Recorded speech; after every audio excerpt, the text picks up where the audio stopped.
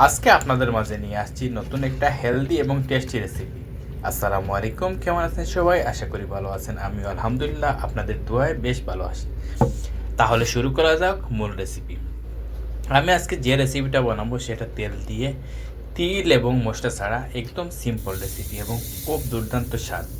তো দেখতে পাচ্ছেন এখানে আমি তিল নিছি, তিলের সাথে দিয়ে দিলাম একটু রসুন, পানি, তারপর এটা ব্লেন্ড করে একটা পেস্ট আকারে বানিয়ে নেব।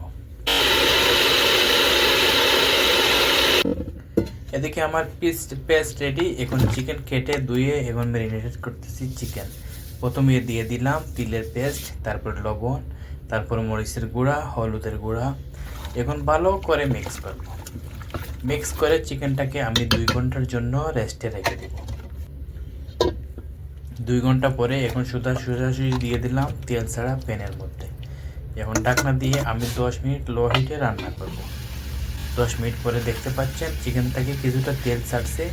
এখন সুন্দর করে মিক্স করে দিয়ে গরম পানি এখানে 2 কাপ দিয়ে দেব। গরম পানি দিয়ে এখন আমি চিকেনটাকে আবার মিক্স করে ডেকে রান্না করব 10 মিনিট। 10 মিনিট পরে এখন আমার রান্না দেখছেন হয়ে গেছে। উপর থেকে দিয়ে দিলাম আদা কুচি, কাঁচামরিচ কুচি, ধনে পাতা। এখন সুন্দর করে মিক্স করে আবার 2 মিনিট রান্না করব।